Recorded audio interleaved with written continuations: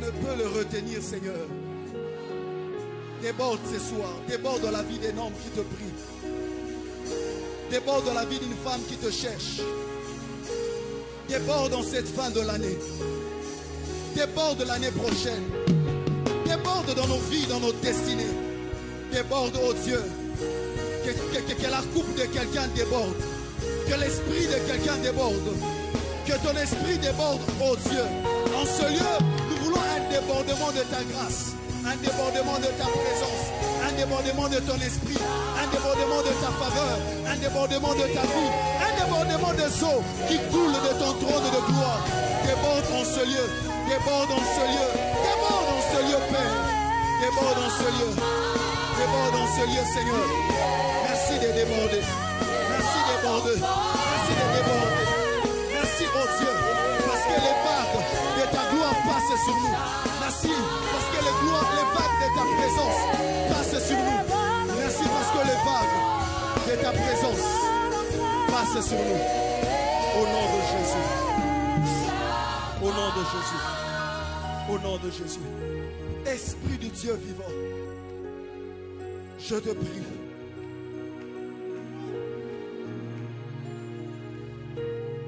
Comme tu as l'habitude de le faire depuis le commencement, mouve en ce lieu. Comme tu mouvais au-dessus des eaux au jour d'autrefois.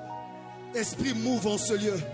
Sois libre d'agir, de te mouvoir, de nous toucher, de nous impacter, de nous guérir, de nous affranchir, de nous libérer, de nous parler, de nous convaincre. Viens manifester Christ au milieu de nous. Viens glorifier le nom de Jésus.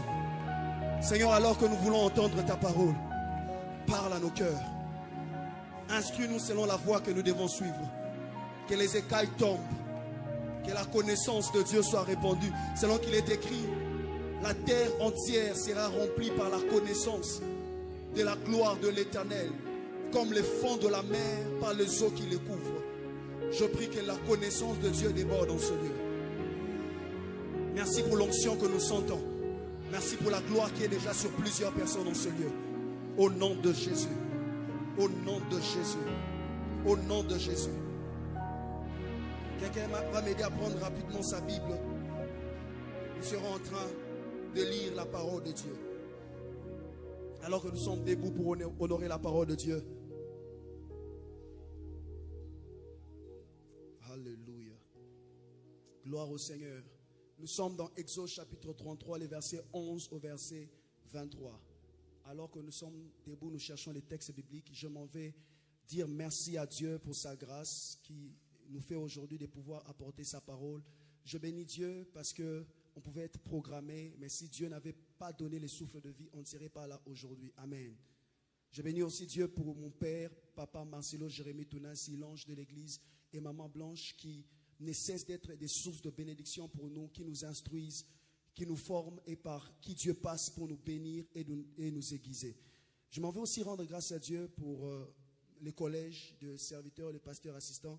Merci beaucoup pour ce que vous êtes. Merci à tous les collèges qui travaillent à côté de notre Père. Merci aussi à toute la classe ouvrière. Si tu as un ouvrier à côté de toi, dis-lui que Dieu te bénisse. S'il n'est pas ouvrier, demande-lui pourquoi tu n'es pas encore ouvrier. Gloire au Seigneur. Merci de rejoindre cette grande armée. Et aide-moi à dire à ton voisin, je crois que ton voisin a trouvé les textes bibliques que nous allons lire. Aide-moi à lui dire shalom. Dis-lui shalom, voisin. Gloire au Seigneur. Nous sommes dans Exode chapitre 33 à partir du verset 11. Celui qui trouve m'aide à dire Amen. Il est écrit, l'Éternel parlait avec Moïse face à face. Il parlait avec Moïse comment? Comme un homme parle à son ami. Puis Moïse retournait au camp. Mais son jeune serviteur, Josué, fils de Nun, ne sortait pas du milieu de la tente. Moïse dit à l'Éternel, voici tu me dis, fais monter ce peuple et tu ne me fais pas connaître qui tu enverras avec moi. Cependant, tu as dit, je te connais par ton nom. J'aimerais dire à quelqu'un, Dieu te connaît par ton nom. Je ne sais pas qui a oublié ton nom, j'aimerais te dire, Dieu te connaît par ton nom. Et tu as trouvé grâce à mes yeux. Maintenant, si j'ai trouvé grâce à tes yeux, fais-moi connaître tes voies. Car alors je te connaîtrai et je trouverai encore grâce à tes yeux. Considère que cette nation est ton peuple. L'Éternel répondit, je marcherai moi-même avec toi et je te donnerai du repos. Moïse lui dit, si tu ne marches pas toi-même avec nous, ne nous fais point partir d'ici. Comment sera-t-il donc certain que j'ai trouvé grâce à tes yeux, moi et ton peuple? Ne serait-ce pas quand tu marcheras avec nous et que nous serons distingués, moi et ton peuple, de tous les peuples qui sont sur la face de la terre? L'Éternel dit à Moïse, je ferai ce que tu me demandes, car tu as trouvé grâce à mes yeux. Et je te connais par ton nom. J'insiste encore, Dieu te connaît par ton nom. Moïse dit, fais-moi voir ta gloire. Est-ce qu'on peut le lire ensemble, verset 18, 1, 2, 3. L'Éternel répondit, je ferai passer devant toi toute ma bonté et je proclamerai devant toi le nom de l'Éternel. Je fais grâce à qui je fais grâce et miséricorde à qui je fais miséricorde. L'Éternel dit, tu ne pourras pas voir ma face car l'homme ne peut me voir et vivre. L'Éternel dit, voici un lieu près de moi. Tu te tiendras sur le rocher. Quand ma gloire passera, je te mettrai dans un creux du rocher et je te couvrirai de ma main jusqu'à ce que j'aille passer. Et lorsque je retournerai ma main, tu me verras par derrière. Mais ma face ne pourra pas être vue. Nous sommes dans le livre de Jean chapitre 13, versets 22 à 25. Jean chapitre 13, versets 22 à 25. Jean chapitre 13. Celui qui trouve m'aide à dire Amen. Les disciples se regardaient les uns les autres, ne sachant de qui ils parlaient. Il s'agit, là c'est Jésus. 23. Un de ses disciples, celui que Jésus aimait, dis après moi, celui que Jésus aimait, était couché sur le sein de Jésus. Simon Pierre lui fit signe de demander qui était celui dont parlait Jésus. Et ses disciples s'étant penchés sur la poitrine de Jésus, lui dit, Seigneur, qui est-ce? Aide-moi à dire Amen. Est-ce qu'on peut acclamer la parole de Dieu en reprenant nos places? Amen. Nous avons aujourd'hui, ce soir, 3 objectifs que nous serons en train de poursuivre derrière le texte de ce soir. Le premier objectif, nous rappeler que nous sommes censés être des disciples du Seigneur et non des fanatiques. Le premier objectif poursuivi dans ce message est de rappeler à l'Église, rappeler au peuple de Dieu que nous sommes appelés à être des disciples du Seigneur et non des fanatiques. Deuxième objectif, nous sortir de la religion et de ses rites pour nous introduire dans la relation. Je rappelle, le thème c'est l'intimité avec Jésus. Aide-moi à dire à ton voisin, l'intimité avec Jésus. L'intimité avec Jésus. Je disais tantôt, le premier objectif, c'est de nous rappeler que nous sommes censés être des disciples. Quand vous voyez les thèmes, Dieu nous donne un thème qui parle de l'intimité avec Jésus, c'est parce que Dieu veut nous rappeler que nous sommes censés être des disciples du Seigneur et non pas de fanatiques, ni du Seigneur, ni d'un homme. Parce qu'il y a des fanatiques qui ne sont pas prêts à donner leur vie pour celui qui supporte. Mais les disciples accomplis est comme son maître. Deuxièmement, je disais, nous sortir de la religion ou de la religiosité ou encore des rites attachés à la religion pour nous introduire dans la relation. Quand on parle de l'intimité, on voit une relation, on voit une entente, une communion. Intimité avec Jésus-Christ, deuxième objectif poursuivi aujourd'hui, c'est nous montrer le bénéfice ou encore le bienfait attaché au fait d'être intime à Christ. Le bénéfice ou le bienfait attaché au fait d'être intime à Jésus. Par définition, les dictionnaires, Larousse définit intimité comme étant la qualité de ce qui est intime, profond ou intérieur. Aide-moi à dire à ton voisin la qualité de ce qui est intime. L'intimité, c'est la qualité de ce qui est intime, ce qui ramène à la profondeur, ce qui est profond, ce qui est intérieur. Et je définis l'intimité comme étant l'intimité avec Jésus-Christ, comme étant la relation intime que tout chrétien ou tout croyant est censé avoir avec le Seigneur. J'insiste, la relation intime que tout croyant ou tout chrétien est censé avoir avec le Seigneur. Nous sommes dans notre culte d'enseignement, comprenez-moi que je pose de base avant de pouvoir aller encore plus loin. Je répète et j'insiste, l'intimité avec Jésus, c'est cette relation que tout chrétien ou tout croyant est censé avoir avec le Seigneur Jésus-Christ. Ou encore, cette communion permanente que chacun de nous est censé avoir avec le Seigneur. L'intimité avec Jésus, c'est cette communion. Quand je parlerai de l'intimité avec Jésus-Christ, il s'agit de cette communion que tout chrétien est censé avoir avec le Seigneur. L'intimité avec le Seigneur Jésus-Christ, c'est à part cette vie publique, c'est la vie secrète. Parce qu'il y a une vie que les autres voient ici à l'église, dans un département. Il y a la vie que les autres voient au travail, la vie que les autres voient en famille. Mais l'intimité avec Jésus, c'est cette vie cachée que chacun de nous est censé avoir avec le Maître. Cette vie que les autres ne voient pas, mais que tu vis dans le secret entre toi et le Maître. Rapidement, j'aimerais donner 2 vérités avant de parler de bénéfices liés à l'intimité avec Jésus-Christ. La première vérité que j'aimerais donner ce soir est celle-ci. Si vous pouvez noter, vous allez noter. Être intime de Jésus-Christ ne nous exclut pas d'être éprouvé. Je répète et j'insiste. Être intime de Christ ne nous exclut pas d'être éprouvé ou d'avoir des problèmes. Je répète, être intime de Jésus ne t'exclut pas d'avoir des problèmes ou d'être éprouvé. Nous sommes là dans le livre de Genèse chapitre 40, le verset 5. Genèse chapitre 40, le verset 5. Nous allons comprendre avec ces textes. Genèse chapitre 40, verset 5. Quelqu'un dit, méditation de la parole, il a ningati pendant une même nuit, verset 5, les chansons et les panetiers du roi, que dis-je? Je n'ai pas donné les textes que je devais donner, les textes exacts que je devais donner. Ça, c'est les textes pour le deuxième point. Nous sommes dans Jean chapitre 11. Gardez les textes, nous allons y revenir. Jean chapitre 11. Jean chapitre 11, à partir du verset 1 jusqu'au verset 5. Il y avait un homme malade, Lazare de Béthanie, village de Marie et de Marthe, sa sœur. C'était cette Marie qui oignit de parfum les Seigneurs, qui lui essuya les pieds avec ses cheveux, et c'était son frère Lazare qui était malade. Les sœurs envoyèrent dire à Jésus, Seigneur, voici celui que tu aimes est malade. Après avoir entendu cela, Jésus dit, cette maladie n'est point à la mort, mais elle est pour la gloire de Dieu. En fait, que le Fils de Dieu soit glorifié par elle. Or, Jésus aimait Marthe et sa sœur et Lazare. Amen. L'amour ou l'intimité, la relation qu'avait Marthe, Marie, Lazare avec Christ ne les a pas empêchés d'être atteints d'un problème. Je répète et j'insiste. Bien-aimé dans le Seigneur, être intime avec Christ ne t'exclut pas d'avoir des problèmes, ne t'exclut pas d'être éprouvé, ne t'exclut pas de passer par des moments difficiles. Beaucoup de gens pensent, ils se disent, comme j'ai décidé d'entrer en relation avec Christ, de devenir intime de Christ, automatiquement je serai exempté des problèmes. Automatiquement je ne serai pas éprouvé.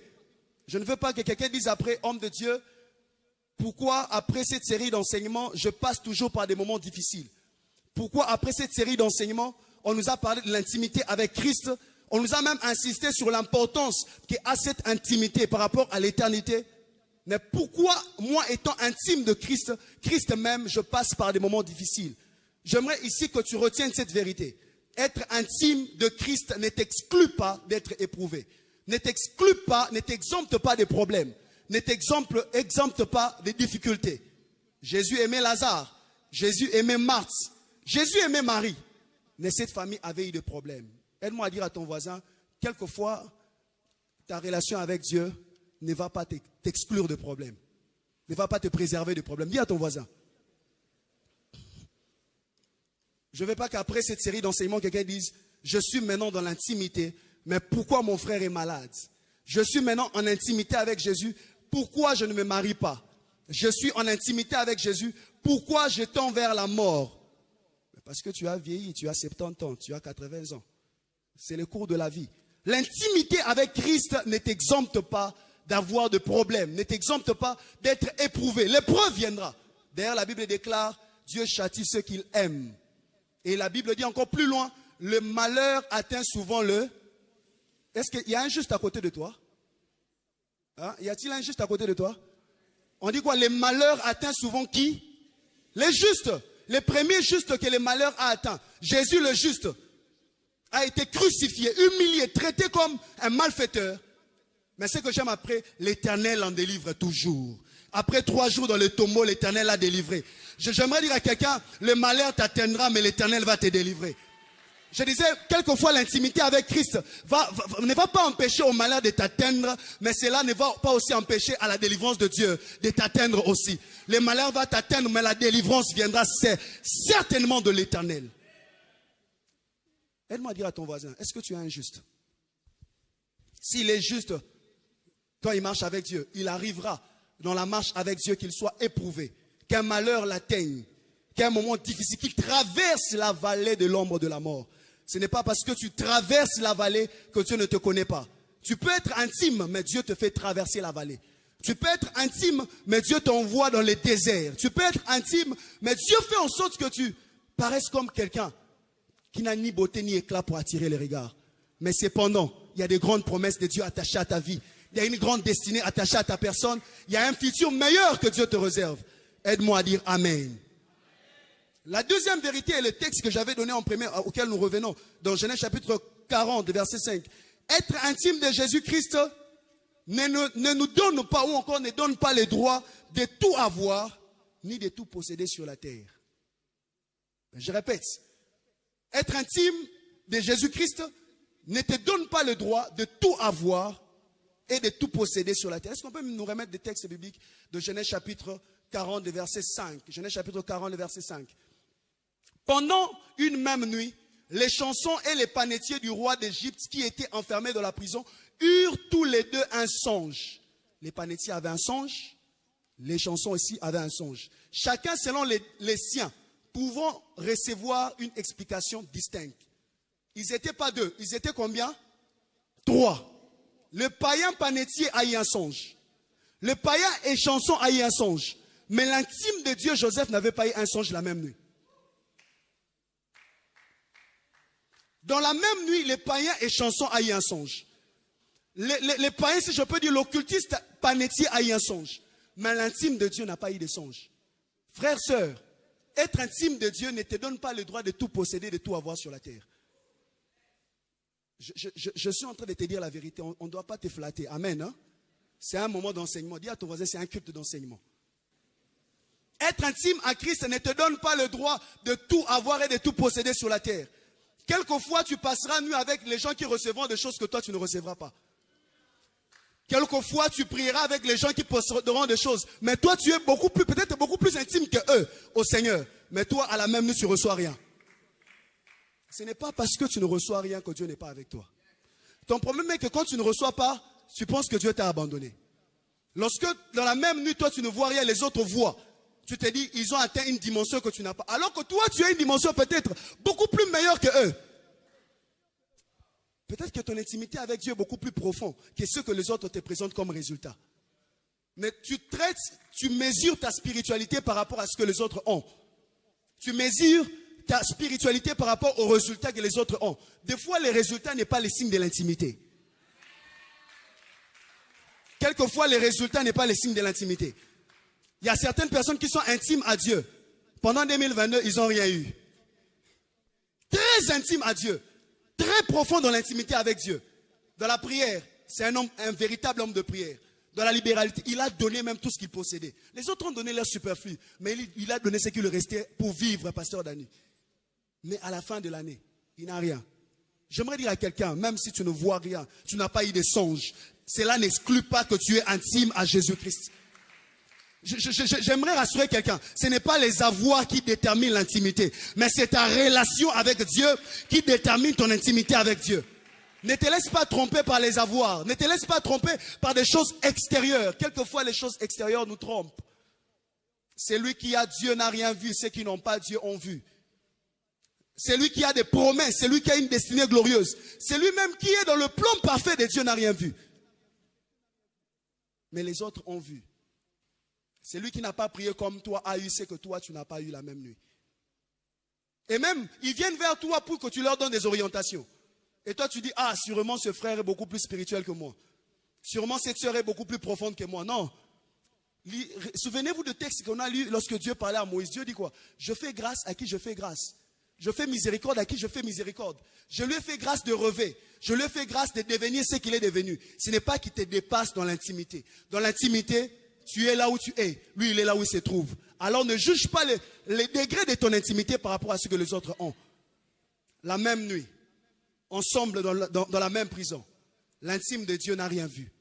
Mais ceux qui n'étaient pas intimes à Dieu ont vu des choses claires et distinctes. Aide-moi à dire à ton voisin, les résultats ne sont pas toujours les signes de l'intimité avec Dieu. Donc, comme il y a des résultats, c'est que Dieu est dedans. Non. Des fois, là où il y a des résultats, Dieu n'est pas forcément dedans. Des fois, Dieu est là où il y a un murmure doux et léger. Dieu, des fois, est dans les calmes. J'aimerais dire à Joseph, même lorsque tu ne vois pas, tu as Dieu. Même lorsque tu ne sens pas, tu as Dieu. Même lorsque tu ne touches pas, tu as Dieu. Même lorsque tu ne perçois rien, tu as Dieu. J'aimerais encourager un Joseph, même lorsqu'il n'y a pas de signes qui te prouvent que tu as Dieu. Si tu es en relation avec Dieu, tu as Dieu. Tu as Dieu. Aujourd'hui, les gens se disent, parce que je n'ai pas ce que les autres ont, Dieu m'a abandonné. Dieu ne t'a pas abandonné. Ce ne sont que les signes extérieurs. À l'intérieur de toi, tu es en relation avec Dieu. Et Dieu sait que tu es parmi les trois, la personne qui est prête à tout pour lui, même pour aller à la mort. Il sait que tu es intime. Quelquefois, l'intimité avec Christ ne te donnera pas le droit de tout avoir et de tout posséder. Amen. Hein? Dans les textes que nous venons de lire, mesdames et messieurs, dans les livres de Jean chapitre 13, les versets 22 au verset 25, il s'agit des disciples. Ils étaient avec Christ sur la table, ils étaient en train de manger sur la même table avec les seigneurs, choses après lesquelles plusieurs soupirent, rêvent. Bon, s'ils sont chrétiens normaux, parce qu'il y a d'autres chrétiens, lorsqu'ils pensent au ciel, ils pensent à Jacob, à voir Abraham. Bon, peut-être pas vous, nous autres, on pense être assis aussi sur la même table avec le Seigneur. Amen. Dis à ton voisin, est-ce que tu penses être assis sur la même table avec le Seigneur? Tout n'est. Non, lui, il pense aller raconter ce qu'il avait fait sur la terre. C'est ce qui l'intéresse. Et alors qu'ils étaient à table avec le Seigneur, quelque chose se passe que Jésus lance une parole. Jésus dit, l'un de vous va me livrer. Jésus était devenu tout triste lorsque vous remontez dans le verset qui précède, le verset que nous avons, le verset 19, 20, 21, avant d'arriver à 22. Jésus était triste. Il a lancé une parole. Nous savons que dans l'équipe de Jésus, il y a quelqu'un qui posait toujours des questions. Lorsqu'on voulait arriver vers Jésus, on passait par Pierre. Mais ces jours-là, entre eux, ils se sont entendus. Ils se sont dit non. Ça, ce n'est pas une question que tout le monde peut poser. Ça, c'est une question réservée à une catégorie de personnes. Les disciples se regardèrent les uns les autres, ne sachant pas de qui il s'agit. Un des disciples, celui que Jésus aimait, était couché sur son sein. Simon-Pierre lui fit signe de demander qui était celui dont Jésus parlait. Parce que Jésus disait, je vais lire pour certaines personnes pour qu'ils se retrouvent. Jésus parlait et dit, ayant ainsi parlé, Jésus fit troubler en son esprit, verset 21, en vérité, je vous l'ai dit, l'un de vous me livrera. C'est alors que tout le monde commençait à se regarder. Et quand ils ont commencé à se regarder, Pierre a pris la parole, il a dit, Jean parle. Pourquoi il demande à Jean de parler? Parce que Jean était intime à Christ. Parce que Jean avait atteint une dimension élevée de l'intimité avec Jésus. Ils étaient tous sur la même table, mais ils ne partageaient pas tous la même dimension de communion. Ils étaient tous dans le même département, mais ils ne partageaient pas tous la même dimension de communion. Ils étaient tous dans la même église, mais ils ne partageaient pas tous la même dimension de communion. Ils étaient tous assis sur le même siège, mais ils ne partageaient pas tous la même communion. Ils avaient tous en commun la même table. Ils étaient tous ensemble autour du même maître. Ils n'avaient pas le même degré de communion. J'aimerais dire à quelqu'un que la communion n'est pas par le fait qu'on soit tous autour du Seigneur. On peut être tous autour du Seigneur, mais on n'a pas tous la même communion avec le Seigneur. On peut être tous des hommes de prière, mais on n'a pas tous les mêmes niveaux et les mêmes degrés de communion avec le Seigneur. X a telle communion, Y a telle autre communion. Pierre savait que dans cette dimension de demande, c'est lui qui peut intervenir correctement. Ce n'est pas moi. C'est un tel parce qu'un tel a telle dimension élevée de communion avec Dieu. J'aimerais que quelqu'un sorte de la masse d'être dans la table pour mettre sa tête sur la poitrine de Jésus. Si quelqu'un ne se limite pas dans la dimension de on est tous serviteurs de Dieu, on est tous enfants de Dieu. Au-delà d'être tous enfants de Dieu, monte dans la dimension de positionner ta tête dans un lieu stratégique dans la présence de Dieu. au-delà du fait qu'on partage tous le même département, monte un peu, devient intime à Christ. Au-delà du fait qu'on partage tous la même communion avec les autres membres du département, la même vie de prière, monte dans une autre dimension de communion avec le Seigneur. En parlant de ce texte, premier bénéfice de l'intimité avec Dieu, elle te donne une révélation supérieure de Christ. Elle te donne une révélation supérieure de Christ. La communion avec Dieu te donne une révélation supérieure avec Christ. Lorsque vous regardez la manière dont l'apôtre Jean est en train de décrire Jésus, vous remarquez que cet homme ne voyait pas Jésus comme Matthieu, ne voyait pas Jésus comme Luc, ne voyait pas Jésus comme Marc. Il voyait Jésus d'une autre manière. Les autres disaient commencement du ministère de Jésus, fils d'un tel, fils d'un tel. Généalogie de Jésus, fils de X, fils de Y. Mais lui, il commence, il dit, au commencement était la parole. La parole était avec Dieu. La parole était Dieu. Elle était au commencement avec Dieu. Parce qu'il était intime, sa révélation avec Dieu était dans un autre niveau. Bien-aimé dans le Seigneur, pourquoi être intime à Christ? L'intimité te fait introduire dans une révélation beaucoup plus élevée de Dieu. L'intimité avec Dieu te permet de connaître Dieu dans une autre dimension que la dimension que le pasteur t'a révélée. L'intimité avec Dieu, Christ te permet d'avoir une perception de Jésus beaucoup plus élevée que ce qu'on nous apprend du haut de cette chair. Parce que notre Père nous dit ici, il ne nous dira pas tout. Il y a des choses qu'on doit découvrir nous-mêmes. Amen. Il y a des choses qu'on doit apprendre à chercher dans la Bible, dans l'intimité avec Dieu. Jean savait qu'on peut être avec Christ, mais il y a des choses que je dois savoir de Christ. Ces choses-là ne vont pas découler du fait qu'on marche tous d'un commun accord dans un groupe de gens près de Christ. Ces choses dépendent de ma capacité à positionner ma tête sur un lieu stratégique. Pas sur la main, parce que la main va guérir. Mais sur la poitrine de Jésus. Parce que sur la poitrine, je sentirai les battements de son cœur. J'aurai une révélation particulière. Je saurai le rythme du cœur de Dieu. Comment son cœur est en train de battre. Et dans quelle direction son cœur est en train de battre. Jean a reçu une révélation élevée. Parce que Jean était intime à Jésus. Jean avait une intimité beaucoup plus élevée que les autres.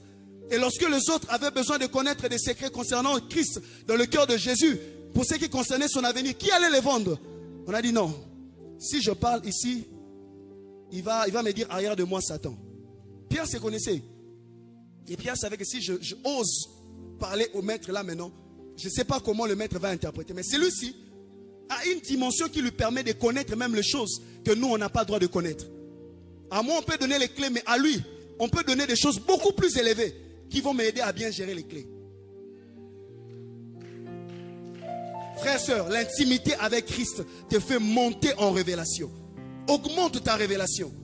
Lorsque vous regardez dans la Bible, chaque fois que quelqu'un est monté, et s'est rapproché de Dieu, a commencé à vivre en intimité avec Dieu, même sa manière de voir Dieu avait shifté. Certains qui voyaient Dieu comme l'Éternel ont commencé à le voir comme Yahweh Nissi. Les autres qui voyaient Dieu comme Yahweh ont commencé à le voir comme El Sabaoth. Les autres qui le voyaient seulement comme Yahweh ont commencé à le voir comme El Shaddai. Les uns qui le voyaient comme Yahweh ont commencé à le voir comme Adonai. Plus tu te rapproches de Dieu, plus ta révélation de Dieu grandit.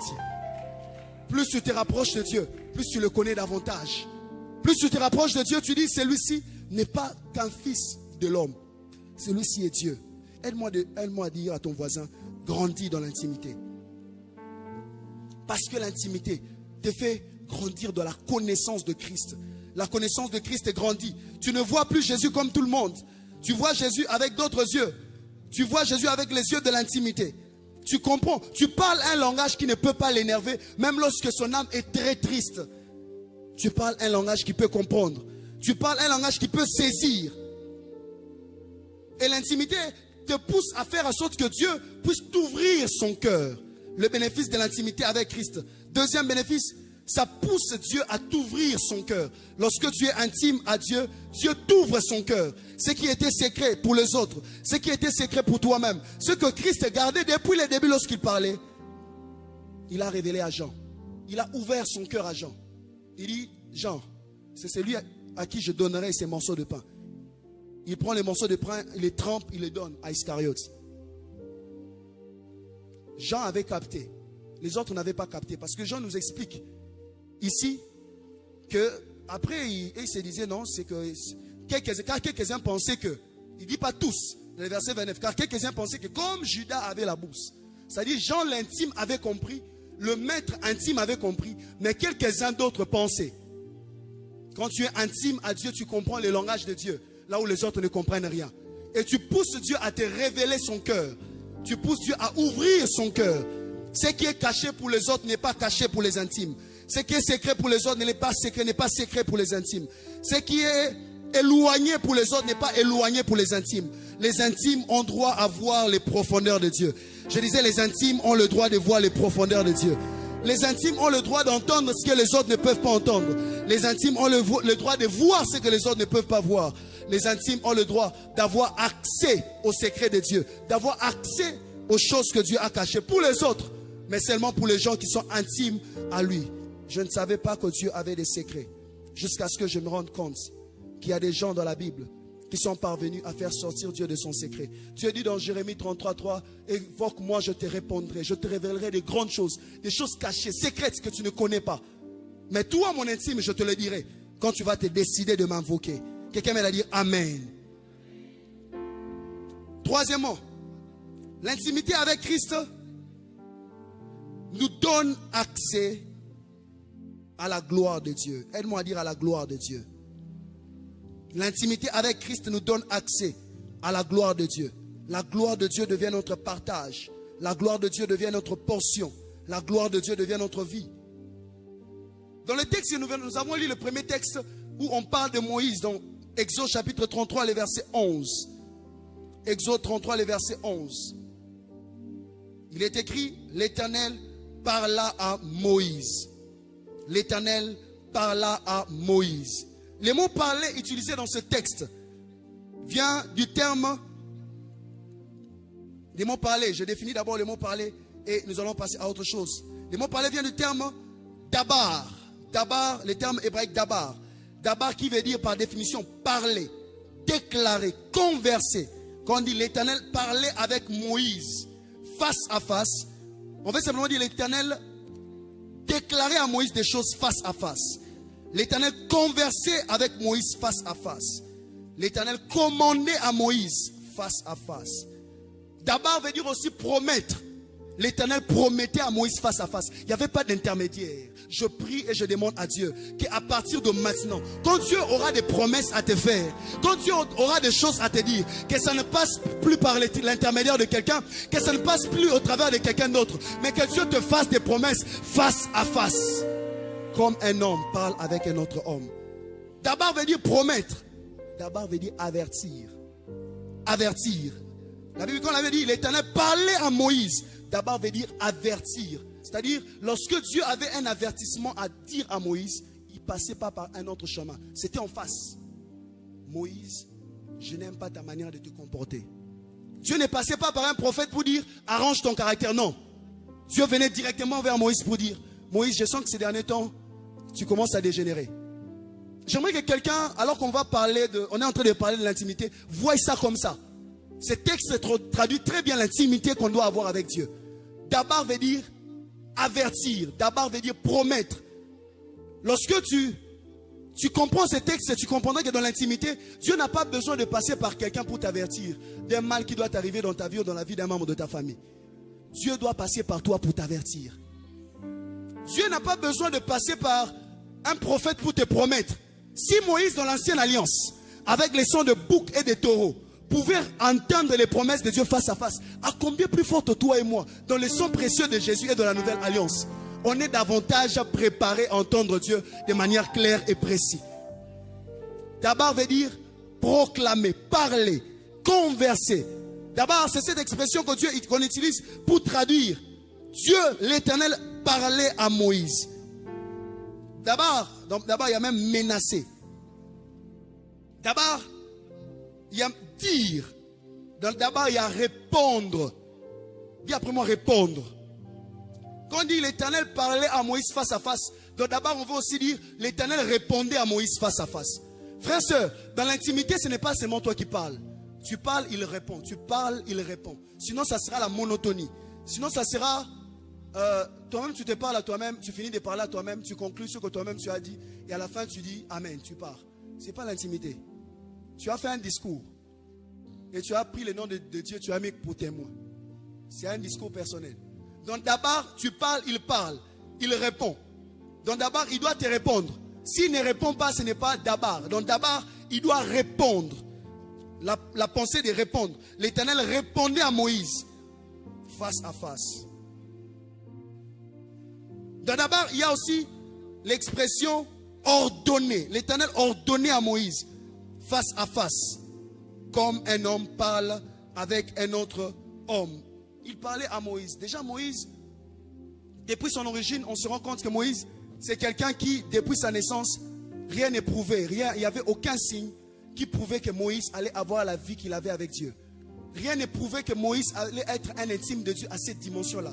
Vous savez, dans la Bible, il y a des gens, lorsqu'ils veulent naître, il y a un ange qui vient annoncer leur naissance et leur vie et les exploits qu'ils vont faire. Mais lorsque vous lisez l'histoire de Moïse, aucun ange n'est venu annoncer la naissance de Moïse. Aucun signe n'a annoncé que Moïse, qui allait naître, allait être un enfant exceptionnel. L'ange est venu pour Samson, l'ange est venu pour Christ, mais l'ange n'était pas venu pour Moïse. Je me dire à quelqu'un, même s'il n'y a aucun signe précurseur qui ont prouvé avant ta conversion que tu allais être intime à Dieu, cela ne t'empêche pas d'entrer en intimité avec Dieu. On n'a pas besoin de te prophétiser que je te vois atteindre une dimension d'intimité. Je te vois monter avec Dieu. Non, même si on ne te prophétise pas, cela ne t'empêche pas d'entrer en intimité avec Dieu. Certains ont reçu la promesse d'être des libérateurs. Lui n'a pas reçu la promesse d'être libérateur. Mais cela ne l'a pas empêché d'être libérateur. Certains reçoivent la promesse d'être prophète. Lui n'avait pas reçu la promesse. On n'a pas dit à sa mère et à son père qu'ils vont donner naissance à un prophète. Mais cela ne l'a pas empêché de devenir prophète. Je prie et je demande à Dieu, même s'il n'y a pas de signe, même si rien n'a annoncé d'avance, que tu deviendras ce que tu dois devenir avec Dieu. Que tu le deviennes au nom de Jésus. Si c'est pour toi que je parle, je prie que cette grâce descende sur toi. Que tu deviennes ce que tu es censé devenir. Même si rien ne prouvait que tu le deviennes. Il est devenu ce qu'on n'avait pas annoncé. Moïse tirait des eaux, devenu intime à Dieu. J'aimerais dire à quelqu'un, même si tu as été tiré d'une famille de sorciers, tu peux devenir intime à Dieu. Même si tu as été tiré d'une famille de occultistes, tu peux être... je ne sais pas à qui je parle. Même si tu as été tiré des eaux, tu peux être intime à Dieu. Même si tu as été tiré des sources mauvaises. Même si tu as été tiré, tu es sorti de la maison de Pharaon. Même si tu es sorti de la maison de l'occultisme. Ton père était occulte, ta mère occulte. Cela ne t'empêche pas d'être intime à Dieu. Même si dans ta généalogie passée, il y a eu des démons comme ancêtres. Je ne sais pas à qui je suis en train de parler. Il y a eu des sorciers comme ancêtres. Cela ne t'empêchera pas. Cela n'est pas une barrière pour toi de vivre en intimité avec Dieu. Cela ne t'exclut pas d'être un intime de Dieu. Cela ne t'exempte pas de mener une vie d'intimité avec Dieu. Tirer des eaux, mais devenir prophète. Tirer des eaux, mais devenir intime à Dieu. Tirer des eaux, mais devenir quelqu'un qui pouvait parler avec Dieu face à face. Je ne sais pas d'où Dieu t'a tiré. Je ne sais pas de quel niveau de péché Dieu t'a tiré. Je ne sais pas d'où Dieu t'a sorti. Je ne sais pas dans quel bout Dieu t'a retiré. Mais de là où tu viens, cela ne peut pas t'empêcher d'entrer dans la dimension d'intimité à laquelle Dieu est en train de t'inviter.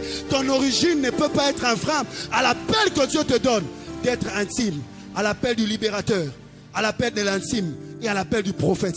Si c'est ta parole, aide-moi à dire Amen. Son origine ne l'a pas empêché d'être intime. Même si j'ai été tiré des eaux, je peux être intime à Dieu. Même si j'ai un passé compliqué, je peux être intime à Dieu. Même si rien dans mon enfance le prouvait, je peux être intime à Dieu. Il y a des gens sur qui on a prophétisé qui seront serviteurs de Dieu. Mais même si personne n'a prophétisé sur toi, j'aimerais te dire, tu peux devenir intime à Dieu. Tu peux le devenir. Tu peux l'être. Les gens ont annoncé. Que dis-je? Dieu a dit à Jérémie, Jérémie, avant que tu ne naisses, quand tu étais encore dans le sein de ta mère, je t'avais établi prophète des nations. Voyez-vous, Jérémie n'est pas devenu prophète. Jérémie, déjà dans le sein de sa mère, était établi prophète. Mais vous allez remarquer dans la même Bible avec moi, Daniel n'était pas né prophète. Daniel était fils de la famille noble. Daniel, aujourd'hui, Torobenga et moi, na bonne vie. Daniel, c'est celui qu'on part accompagner en voiture, on ramène en voiture. Daniel mangeait bien. Daniel avait une bonne vie. Et lorsqu'on les amène en captivité, ce qui a sauvé Daniel, c'est parce qu'il était beau. Et il était d'une bonne famille. Amen. Hein?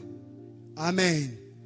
Parce qu'il était beau et il était d'une bonne famille. On a dit, prenez les enfants de familles nobles qui sont beaux, intelligents, pour qu'ils servent le roi. J'aimerais dire à quelqu'un qui néglige certains aspects de sa vie qu'un jour ça va te sauver. Il y aura un esprit. J'aimerais te dire, un jour ça va te sauver. Le travail là, ça va te sauver. C'est là où on a pris Daniel. Daniel n'était pas prophète. Daniel n'était pas établi depuis le sein de sa mère prophète. Daniel est devenu prophète parce qu'on a dit à tous ceux qui étaient à côté du roi, s'il n'y a pas d'interprétation, on va vous tuer tous. C'est là que Daniel est entré dans l'intimité. Il a dit, Seigneur, est-ce que tu me laisseras mourir comme ça? Seigneur, est-ce que tu me laisseras périr comme ça? Père, donne-moi une révélation. Explique-moi la chose. Dieu n'a répondu au premier jour. Lui et ses frères ont encore prié. Ils ont cherché la face de Dieu. Quand Dieu a répondu, c'est là que le ministère de Daniel a été activé. J'aimerais dire à quelqu'un, même si tu n'as pas été établi prophète avant le sein de ta mère, tu peux même voir ce que Jérémie n'a pas vu. Jérémie n'a pas vu l'antichrist, il n'a pas vu tout ce qui viendra après le millénium. Je ne sais pas si Jérémie avait prophétisé avec exactitude que les uns brilleraient comme le ciel et les autres comme les étoiles. Mais Daniel, qui ne l'était pas avant le sein de sa mère, a pu voir des choses que Jérémie n'avait pas vues. Je prie et je demande à Dieu, à cause de la décision que tu as prise de devenir intime à Dieu, que l'intimité avec Jésus fasse de toi ce que tu n'avais pas soupçonné que tu allais devenir. Que par l'intimité avec Christ, tu deviennes ce que tu n'avais pas soupçonné que tu allais devenir. Ce qui n'était pas prédit en avance, ce qui n'était pas dans les plans, ce qui n'était pas dans le projet. Qu'à cause de ton intimité avec Dieu, puisque tu vas te décider d'entrer en intimité, je te vois devenir prophétique.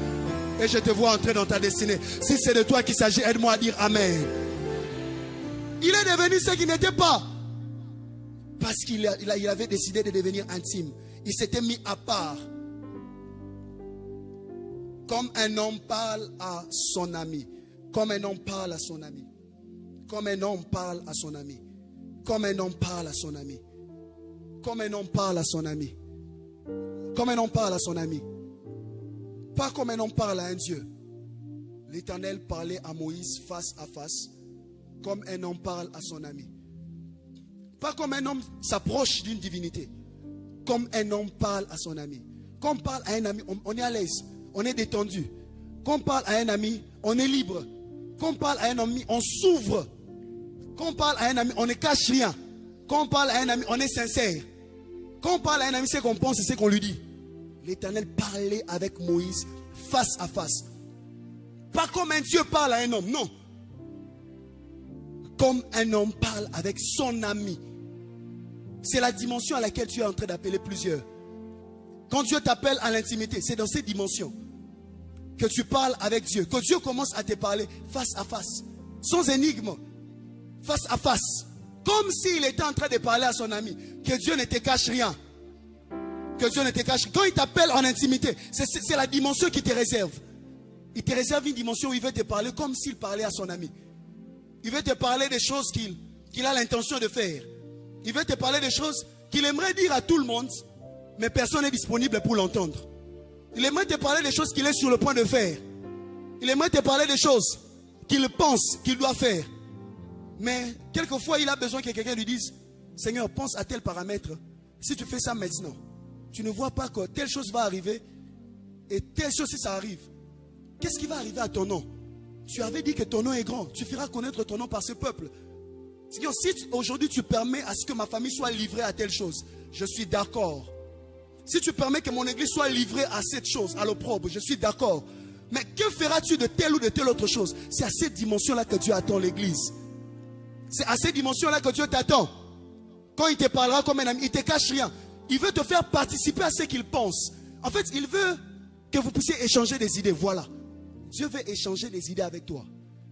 Dieu veut savoir ce que tu penses par rapport à ce qu'il est sur le point de faire. Non pas que il ne sait pas comment le faire. Non, il aimerait quand même que tu donnes ton avis. Pour qu'il sache comment avancer dans ce qu'il est sur le point de faire. Ma prière et ma demande avec Dieu. Je prie pour la vie de quiconque décide d'entrer en intimité. Que Dieu traite avec toi comme un homme traite avec son ami. Que Dieu s'ouvre totalement à toi. Je disais que le cœur de Dieu te soit ouvert. Et que Dieu ne te cache rien. S'il y a des choses que Dieu peut cacher aux prédicateurs, qu'ils te les disent au nom de Jésus. Est-ce que vous savez qu'il y a des choses que Dieu ne disait pas à Aaron, même s'il était sacrificateur? Mais il les disait à Moïse. Tu peux être sacrificateur, Mais quelqu'un d'autre est beaucoup plus intime à Dieu que toi. Amen. Hein? Voilà pourquoi Dieu t'appelle à cette dimension d'intimité. Dieu t'appelle à cette dimension d'intimité. Dieu t'appelle à être proche.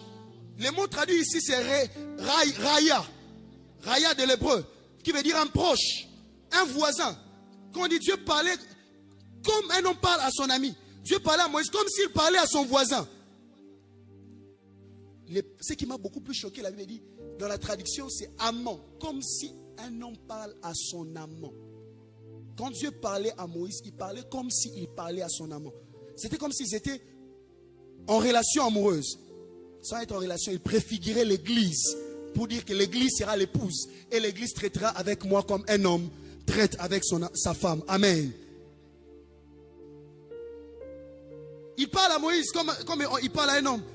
Mais ce qui m'étonne dans ce texte biblique, chère église, c'est que Moïse avait cette dimension de parler avec Dieu comme un homme parle avec une femme. Mais Moïse, là il dit dans le même texte, partie B, si c'est dans ta Bible, tu peux lire ensemble avec moi. Puis Moïse retournait au camp. Puis Moïse retournait au camp. Moïse parlait avec Dieu face à face. Mais lorsqu'il finissait de parler, il retournait au camp. Point virgule. Mais son jeune serviteur Josué, fils de Nun, ne sortait pas du milieu de la tente. Lui, il restait. Il demeurait.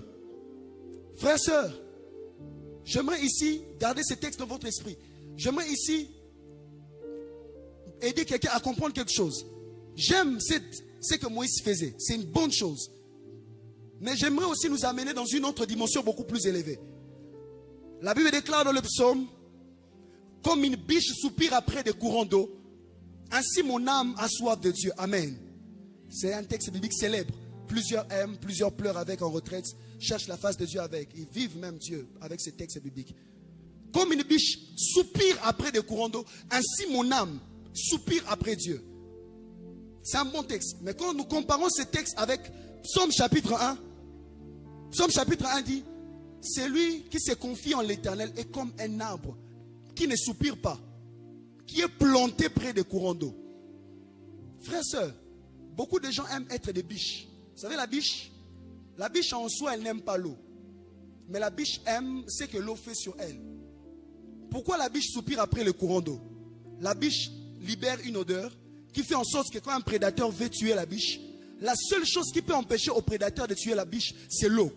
L'eau fait comme si elle embrouille l'odeur de la biche. Ce qui fait que quand la biche sent le danger venir, la biche court vers l'eau. L'idée, la pensée de la biche, c'est l'eau. Quand la biche entre dans l'eau, le prédateur perd l'odeur de la biche. Le prédateur ne sait plus retrouver la biche.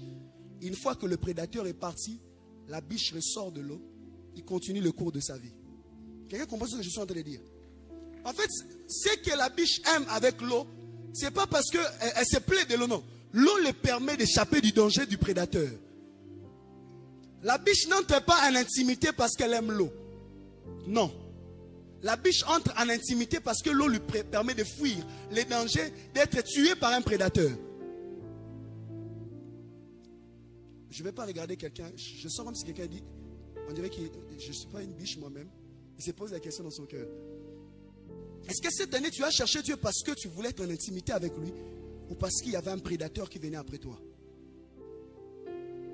Tu sais que la seule chose qui peut te permettre d'échapper au danger, c'est l'eau.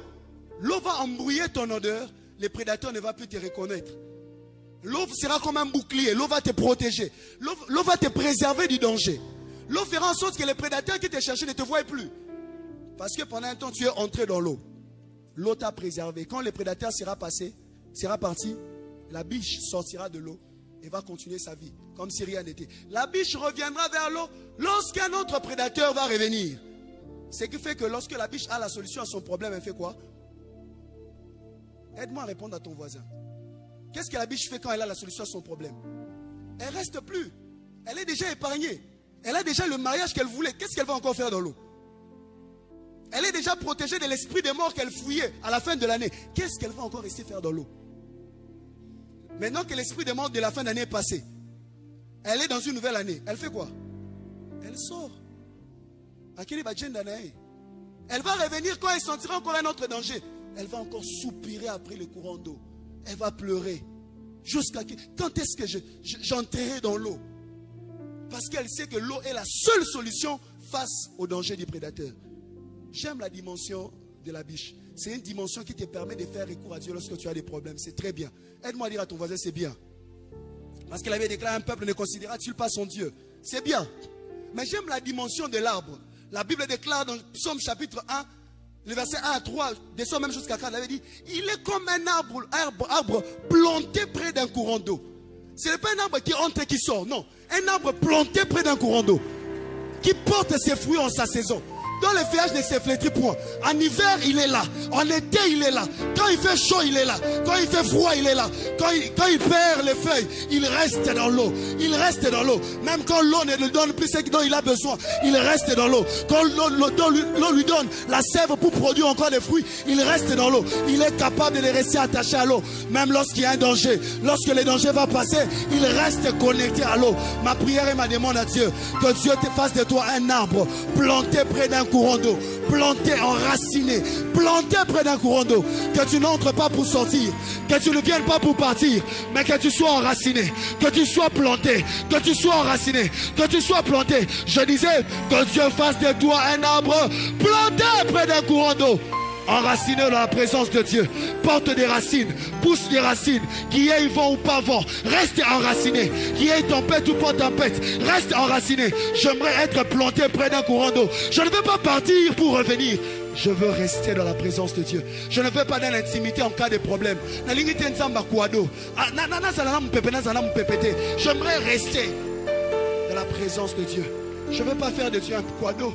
Je ne veux pas faire de Dieu seulement une solution de rechange, une pièce de rechange. Je ne veux pas faire de Dieu quelqu'un que je cherche seulement quand j'ai un problème. Je veux être un arbre planté près d'un courant d'eau. Je veux faire de l'eau mon habitation. Je veux faire de l'eau ma demeure. Je ne veux pas seulement entrer lorsque le peuple a besoin d'entendre Dieu. Je veux être ses libérateurs, ses futurs héros. Josué, fils de Nun, lorsque Moïse s'est retourné dans le camp, moi je ne veux pas sortir. Je veux rester dans la tente. Je veux demeurer dans la tente jusqu'à ce qu'il investisse en moi la totalité de ce qu'il me faut pour ma destinée. Jusqu'à ce qu'il investisse en moi. C'est lui que je dois être, parce que la mission d'après me concerne. Dans les années à venir, je serai un libérateur. Dans les années à venir, je serai un homme qui portera le flambeau. Je veux rester et je veux demeurer. Je veux porter des racines. J'aimerais que quelqu'un monte dans cette dimension d'un arbre, qui devienne un arbre planté près d'un courant d'eau, qui porte son fruit en sa saison, et dont les feuillages ne se flétrit point. Il reste attaché à Dieu. Dans la suite, l'Éternel parlait avec Moïse. Moïse dit à l'Éternel, voici tu me dis, fais monter ce peuple et tu me fais pas connaître avec qui j'irai, qui tu enverras avec moi. Il continue en parlant encore avec Dieu. Cependant tu as dit, je te connais par ton nom, tu as trouvé grâce à mes yeux. Maintenant si j'ai trouvé grâce à tes yeux, fais-moi connaître tes voies, alors je te connaîtrai. Frères et sœurs, dans l'intimité avec Dieu, Dieu ne te montre pas seulement ses œuvres, il te révèle ses voies. Dieu te donne les méthodes qui te permettront de pouvoir avoir les résultats. Dieu ne te donne pas seulement les résultats, mais Dieu te donne la méthode, la formule pour avoir les résultats. Dans l'intimité, tu n'as pas seulement les résultats, mais dans l'intimité, tu as aussi la formule qui te permet d'aboutir aux résultats. Il dit, Seigneur, fais-moi connaître tes voies. J'aimerais connaître les voies de Dieu. J'aimerais être un homme non pas attaché seulement aux résultats de Dieu, mais j'aimerais avoir le voie de Dieu. Si je trouvais grâce, fais-moi connaître tes voies. Si je trouvais grâce, révèle-moi comme tu as révélé à Jean. Si je trouvais grâce, fais-moi connaître tes voies. Fais-moi connaître ce qui va arriver. Fais-moi connaître les chemins par lesquels je dois passer. Fais-moi connaître, donne-moi même un signe pour l'année à venir. Fais-moi connaître la voie que tu as tracée pour moi. Je ne veux pas aller partout. Je ne veux pas être partout. Toi, tu es Dieu, tu es partout. Je ne suis pas Dieu, je suis humain. Pourquoi je serai partout? Fais-moi connaître ta voie. Fais-moi connaître tes voies. Je veux savoir la voie qui va m'amener vers ma destinée. Je veux connaître la voie qui va m'amener vers le succès. Je veux connaître la voie qui va m'amener vers le miracle. Je veux connaître la voie qui va m'amener vers mon Canaan, vers la destinée glorieuse que tu m'as réservée. J'aimerais entendre quelqu'un dire à Dieu, fais-moi connaître tes voies. Dans l'intimité que j'entre, j'aimerais connaître la voix de Dieu. J'aimerais connaître aussi les voix de Dieu. J'aimerais entendre la voix de Dieu, mais je veux aussi connaître les voix de Dieu. Fais-moi connaître tes voix. C'est la prière de mon cœur. Fais-moi connaître tes voix. Que tes voix soient distinctes. Que tes voix me soient claires. L'Éternel a répondu, je marcherai moi-même avec toi. Dieu ne laisse pas un intime marcher seul. Je marcherai moi-même avec toi. Je ne te laisserai pas marcher seul. Cher intime de Dieu, je ne te laisserai pas marcher seul. Toi qui as décidé d'entrer dans mon intimité, dis le Seigneur, je ne te laisserai pas marcher seul. Je sais que tu as eu l'impression que tu étais seul. Je sais que tu as eu l'impression que tu étais abandonné. Mais cette fois-ci, je ne te laisserai pas marcher seul. Je veillerai à ce que ma présence soit ton partage. Je veillerai à ce que tu arrives, non pas seul, mais grâce à moi et par moi. Aide-moi à dire Amen. Il dit, je marcherai moi-même avec toi. Je te donnerai du repos. Ça, c'est une prophétie pour quelqu'un. Je te donnerai du repos. Moïse dit, si tu ne marches pas, ne nous laisse pas aller. Ne nous fais pas partir d'ici. Comment sera-t-il donc certain que j'ai trouvé grâce à tes yeux, moi et ton peuple? Ne serait-ce pas quand tu marcheras avec nous et quand nous serons distingués, moi et ton peuple, de tous les peuples qui sont sur la terre? L'Éternel a dit, je ferai ce que tu me demandes, car tu as trouvé grâce à mes yeux. Je te connais par ton nom. Moïse dit, fais-moi voir ta gloire. Je disais tantôt, l'intimité avec Dieu nous ouvre la porte de la gloire de Dieu. Nous fait participer à la gloire de Dieu. Frères et sœurs, la gloire dont tu as besoin dans tes études, tu ne les trouveras pas sur Google. La gloire dont tu as besoin dans ton ministère, tu ne le trouveras pas sur Internet. La gloire dont tu as besoin pour devenir ce que Dieu attend de toi, pour ta santé, pour ta famille, tu ne les trouveras pas auprès d'un médecin. Tu ne les trouveras pas auprès de ton encadreur. Tu les trouveras, cette gloire, tu ne les trouveras que dans l'intimité. L'intimité t'ouvre la porte de la gloire de Dieu. L'intimité t'ouvre la porte de la gloire de Dieu. La gloire de Dieu est possible que pour les intimes. La gloire de Dieu est ouverte que pour les intimes. La gloire de Dieu est accessible que pour les intimes. La gloire de Dieu est possible que pour les intimes. La gloire de Dieu est accessible que pour ceux qui décident à partir d'aujourd'hui de ne plus être loin de Dieu, mais de vivre en intimité avec Dieu. De ne plus saluer les choses de Dieu de loin, mais de se rapprocher de Dieu pour dire, Seigneur, Seigneur, fais-moi connaître tes voies, alors je te connaîtrai. Fais-moi connaître tes voies, alors je te connaîtrai. J'entre dans ton intimité. Fais-moi connaître tes voies, alors je te connaîtrai. S'il te plaît, montre-moi ta gloire. Montre-moi ta gloire. J'aimerais participer à ta gloire. Montre-moi ta gloire. Et quand Dieu parle, il lui dit, aucun homme peut me voir et vivre. Homme ici est traduit par Adam. Aucun Adam ne peut me voir et vivre. Aucun Adam ne peut me percevoir et vivre. Aucun Adam peut voir ma face et vivre. Ici, il parlait que pour me voir, il faut participer, être à l'intérieur du second Adam. Parce que le premier Adam ne peut pas me voir. Si le premier Adam me voit, il sera frappé. Mais par le deuxième Adam ou le second Adam, qui est Christ, tu auras la capacité de me voir. Aucun premier Adam ne peut me voir. Mais au travers de Christ, tu peux me voir. En Jésus, tu peux me voir. En Jésus, tu peux voir la gloire de Dieu. En Jésus, tu peux toucher la gloire de Dieu. Je disais, en Christ, la gloire de Dieu était possible. En Christ, la gloire de Dieu ne te sera pas cachée. Quand tu entres en intimité avec Christ, tu entres en intimité pour participer à la gloire de Dieu. Aide-moi à dire participer à la gloire de Dieu. Je te vois participer à la gloire de Dieu. Je te vois participer à la gloire de Dieu. Je vois la gloire de Dieu être ton partage. Je vois la gloire de Dieu. Je vois la gloire de Dieu quitter de Dieu et tomber sur ton visage. Ton visage va rayonner après ces moments. Ton visage va rayonner après ce culte. Chaque fois que tu entreras dans la présence de Dieu, chaque fois que tu entreras en intimité avec Dieu, ton visage va rayonner. Jésus dit, j'ai senti une force sortir de moi. La force qui était sortie sur Jésus, c'était pour entrer dans la femme. Et la gloire qui était dans la présence de Dieu était tombée sur le visage de Moïse. Je prie et je déclare au nom de Jésus, alors que cette année est en train de finir, je vois la gloire de Dieu. Alors que tu entres dans l'intimité, quitter de Dieu et tomber sur ton visage. Quitter de Dieu et entrer dans tes études. Quitter de Dieu et entrer dans ta santé. Quitter de Dieu et entrer dans ton ministère. Je te vois entrer dans un ministère de gloire. Je te vois accéder dans une vie de gloire. Je te vois marcher dans une dimension de gloire. La gloire de Dieu sera ton partage. La gloire de Dieu sera ton partage.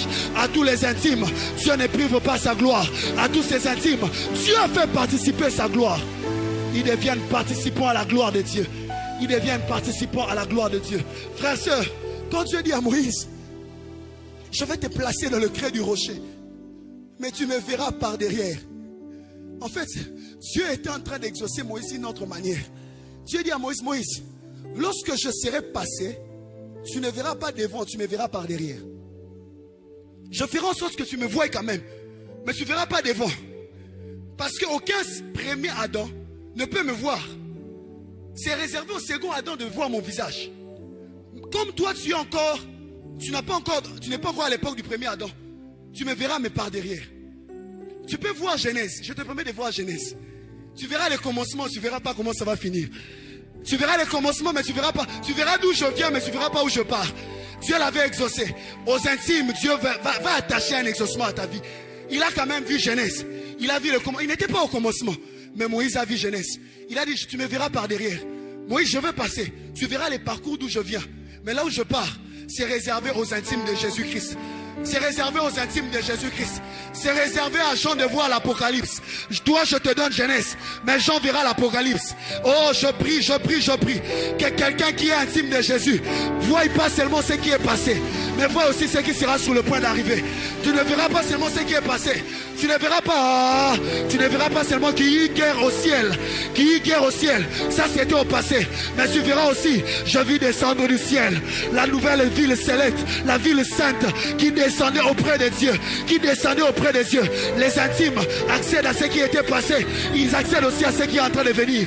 Je te vois entrer dans une dimension où la gloire de Dieu sera ton partage. Mais pas seulement la gloire, mais tu verras aussi ce qui est passé. Tu verras aussi ce qui sera en train de venir. À qui je suis en train de parler. L'intimité avec Dieu t'ouvre la porte à la gloire de Dieu. L'intimité avec Dieu te fait accéder à la gloire de Dieu. L'intimité avec Dieu te fait partager la gloire de Dieu. L'intimité avec Dieu t'amène dans une dimension où la gloire de Dieu devient ton partage. Je vois la gloire de Dieu descendre sur tes affaires. Je vois la gloire de Dieu descendre sur tes études. Je vois la gloire de Dieu descendre sur tout ce que tu seras en train de faire en cette fin de l'année. Beaucoup plus à l'année qui est en train de venir. Je le prie, je le déclare et je l'annonce au nom de Jésus. À toi qui décides d'entrer dans la gloire de Dieu, d'entrer en intimité avec Dieu. La gloire de Dieu devient ton partage. La gloire de Dieu devient ton partage. La gloire de Dieu devient ton partage. La gloire de Dieu devient ton partage. La gloire de Dieu devient ton partage. La gloire de Dieu devient ton partage. La gloire de Dieu devient ton partage. La gloire de Dieu devient ton partage. Jean a vu ce que Moïse n'avait pas vu. Parce que les deux étaient intimes. Chacun a vu selon la portion de son intimité. Chacun a vu selon le degré de son intimité. Chacun a été exaucé. Je ne sais pas après quoi tu es en train de soupirer. Mais cela est possible de l'intimité avec Dieu. Cela peut t'arriver si tu es intime à Dieu. Cela peut t'arriver si tu es intime à Dieu. Cela peut t'arriver si tu es intime à Dieu. Cela peut t'arriver si tu es intime à Dieu. Cela peut t'arriver si tu es intime à Dieu. Je ne sais pas ce que tu es en train de demander à Dieu. Je ne sais pas si après quoi tu es en train de soupirer. J'aimerais t'annoncer que cela peut arriver si tu es intime à Dieu. Cela peut t'atteindre si tu es intime à Dieu. Cela peut descendre sur toi si tu es intime à Dieu. L'intimité avec Dieu te permet de pouvoir accéder à des dimensions élevées.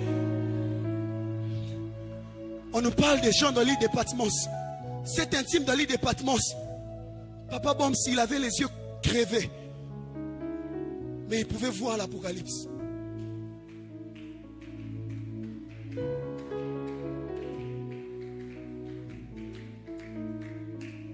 Voir l'Apocalypse.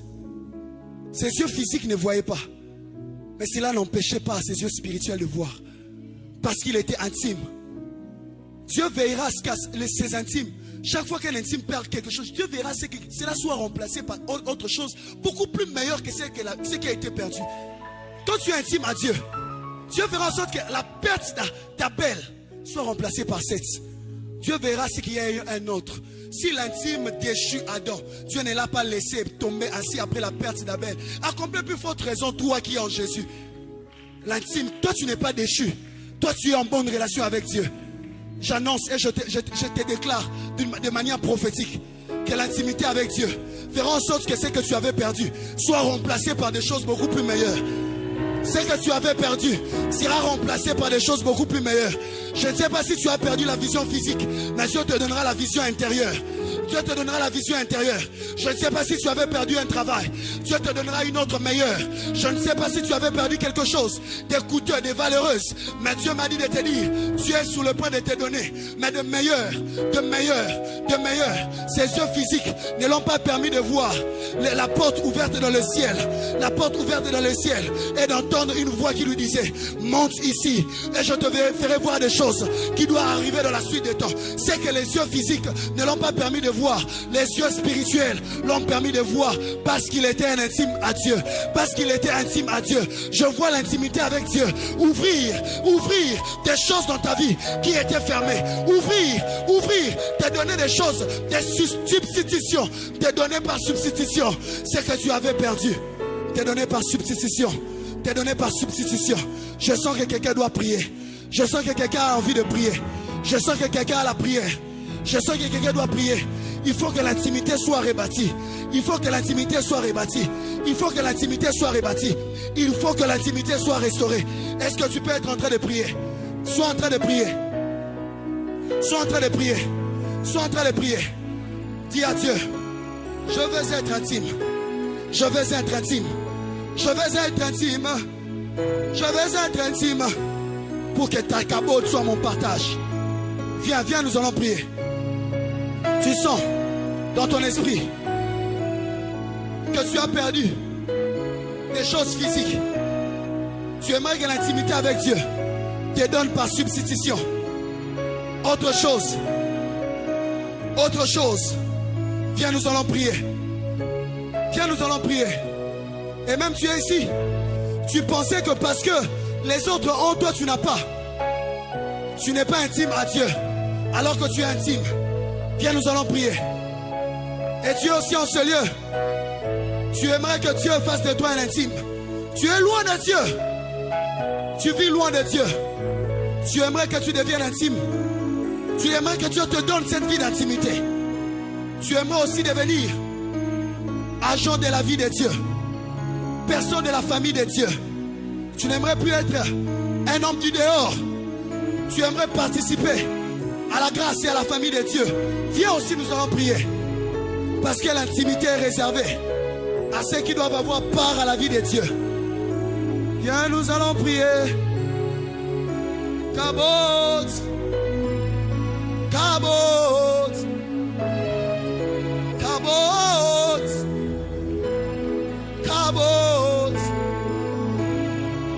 Kabot, Karabaya, Karabobobos, Eshatalamayate, Entelebranos, Asopay Elias, Rakianos Vigate, Alamarabarabasyamahate, Aude Carnes, Aude Carnes, Rabianos,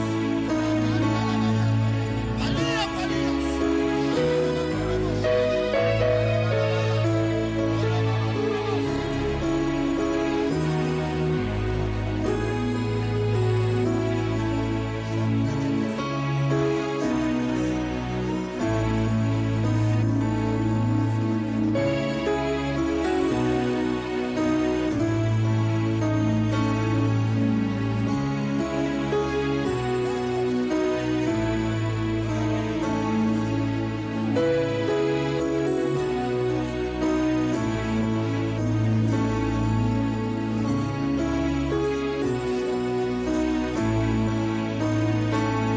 Kabot, Kabot, Kabot, oh, Sataramaya, Karamano Sotelemash, Karamano Sotaramaya, Karabaya Talamaya Karamosh, Karababababababa.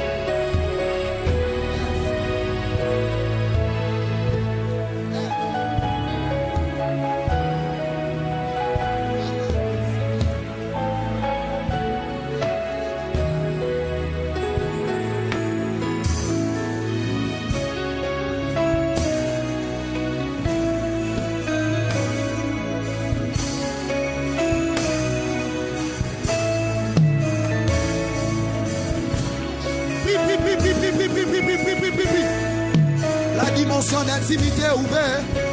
C'est ouvert, c'est ouvert, c'est ouvert. C'est ouvert, c'est ouvert, c'est ouvert. C'est ouvert, c'est ouvert. C'est ouvert, c'est ouvert, c'est ouvert.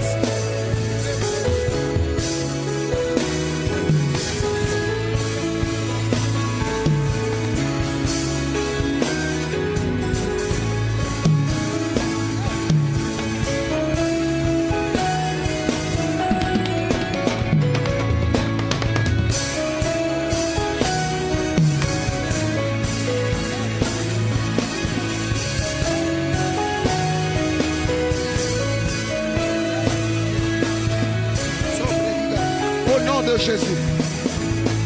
Au nom de Jésus. Je serai en train de prier. Il y a des gens en ce lieu qui seront en train d'accéder au secret de Dieu.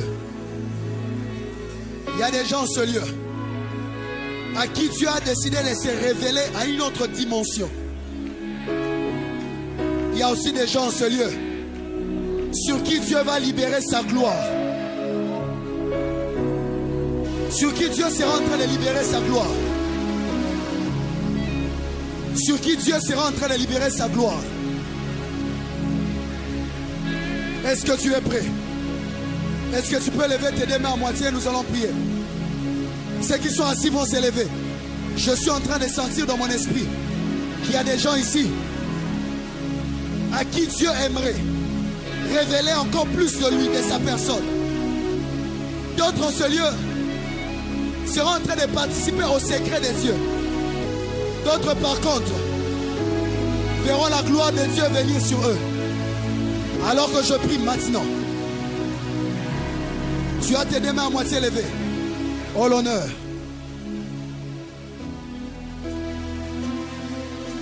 Je compte jusqu'à 5.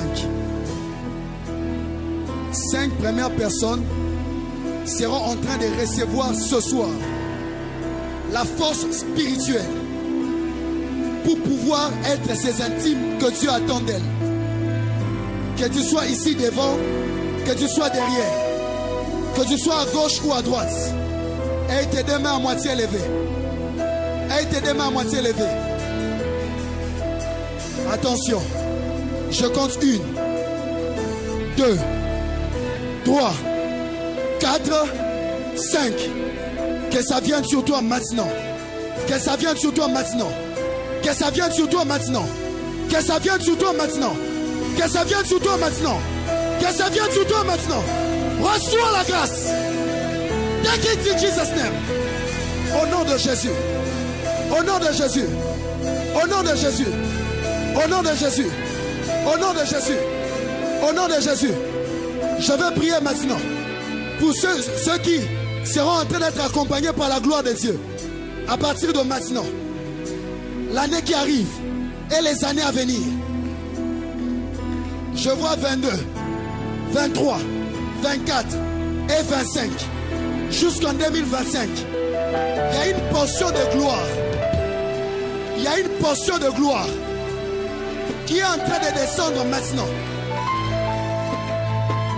Il y a une portion de gloire. On baisse la musique. Il y a une portion de gloire. Protocolaires, soyez en mouvement dans la salle. Amenez-les devant. Il y a une portion de gloire. 2023, 2024, 2025. Il y a une... Oh mon Dieu. Il y a une portion de gloire qui vient sur toi maintenant. Il y a une portion de gloire. Il y a une portion de gloire qui s'attache à ton esprit à partir de maintenant. Ta vie, ton esprit, ton ministère, tes études seront en train de rayonner. Seront en train de rayonner. Seront en train de rayonner. Seront en train de rayonner. Oh mon Dieu, oh mon Dieu, oh mon Dieu, oh mon Dieu. C'est très fort sur la vie de plusieurs. Kalamaya tolomo sivadias. Lentelineglai. Ratu sakin telemelineglai. Kawate kawate. Sakin tala atos.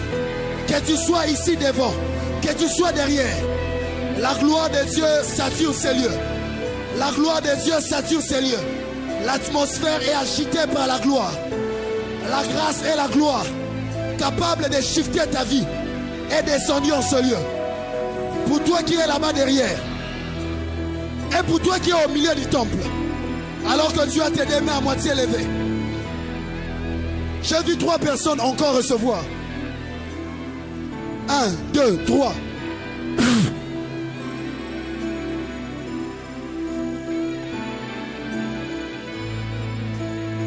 Amenez-les devant. Ils ont reçu. Elles ont reçu. C'est entré en elles. C'est entré dans ces personnes. C'est entré dans ces personnes. Je suis en train de voir dans mon esprit. Dieu me parle des personnes qui ont ce lieu. Avant ta naissance, on n'a jamais prophétisé que tu seras un serviteur de Dieu. Jusqu'à aujourd'hui, toi-même, tu ne sais pas que tu seras un serviteur de Dieu. Mais ce soir, Dieu a un rendez-vous avec toi pour activer le ministère et la grâce qu'il a mis en toi. Parce que tu t'es disposé à être un intime de Dieu. Est-ce que tu peux lever tes deux mains à moitié? Que tu sois prophète, que tu sois prophétesse, que tu sois pasteur, que tu sois évangéliste, que tu sois docteur, que tu sois apôtre, là où tu es. Yo oyo mi ebite ke nzamba benga yo. Batikala ko sakolela yo te ke nzamba benga yo. Bisika oswami, ozala kotelema, ozala kofukama, ozala ofani, kembwa nzambe zo localiser bisiko sali. Je disais, la gloire de Dieu te cherche et te touche. La gloire de Dieu te cherche et te touche. La gloire de Dieu te localise. La gloire de Dieu te localise. Que la gloire de Dieu te localise. Que la gloire de Dieu te localise. Que la gloire de Dieu te localise. Que la gloire de Dieu te localise. Que la gloire de Dieu te localise. Que la gloire de Dieu te localise. Seigneur, je suis en train de prier. Certains se sont avancés. D'autres sont restés à leur place. Je suis en train de prier pour toutes ces personnes qui ont ressenti que leur relation avec toi était brisée et circonstancielle. Ils viennent parce qu'ils ont des problèmes. Lorsqu'ils n'ont plus de problèmes, ils s'en vont. Ou encore elles viennent lorsqu'elles ont des problèmes. Lorsqu'elles n'ont plus de problèmes, elles partent. Seigneur, donne à ces personnes d'être enracinées en toi. Donne à ces personnes d'être ancrées en toi. Donne à ces personnes de pousser des racines dans ta présence. Donne à ces personnes d'être positionnées dans ton intimité. Alors que tu as libéré ta gloire en ce lieu. Je prie pour ceux qui nous suivent en ligne. Je prie pour tout celui qui est connecté. Je prie pour tout celui qui entend ces messages de loin, par son téléphone, par la télévision, au travers de sa tablette, là où il est, Seigneur. S'il est loin de toi, qu'il revienne, Seigneur, ce soir. Mais s'il est en intimité, que la même gloire que tu as libérée ici traverse l'écran, traverse les téléphones, traverse sa tablette, traverse la télévision, touche sa vie là où il est. Je prie que toi qui me suis en ligne, que cette dimension d'intimité, cette dimension de gloire te localise là où tu es. Que cette dimension soit ton partage. Reçois cela au nom de Jésus. Et je prie pour toute personne ici en ce lieu qui est malade, pour toute personne qui est en ce lieu, qui a besoin de la guérison, que Dieu te guérisse et que la maladie quitte. Ta guérison vient d'arriver. Après ces cultes, tu vas témoigner. Seigneur, au nom de Jésus-Christ de Nazareth. Et je suis en train de finir pour toute personne qui a perdu quelque chose, mais qui doit vivre une restitution dans un domaine X ou Y. Seigneur, restitue. Seigneur, que comme Jean, il avait perdu la vision externe, mais il avait gagné la vision interne à cause de l'intimité. Comme Paul, il était tombé de son cheval, il était devenu aveugle physiquement, mais il pouvait voir spirituellement. Un nommé Ananias lui imposait les mains. Je prie, Seigneur, là où la vision extérieure n'arrive pas à jouer son rôle, que la vision intérieure joue son rôle. Que Dieu illumine les yeux de ton cœur. Que Dieu illumine les yeux de ton esprit. Que Dieu illumine les yeux de ton cœur. Qu'il ouvre les oreilles de ton entendement à partir d'aujourd'hui et de la suite de temps. Est-ce que quelqu'un peut rendre grâce à Dieu? Rends grâce à Dieu. Rends grâce à Dieu.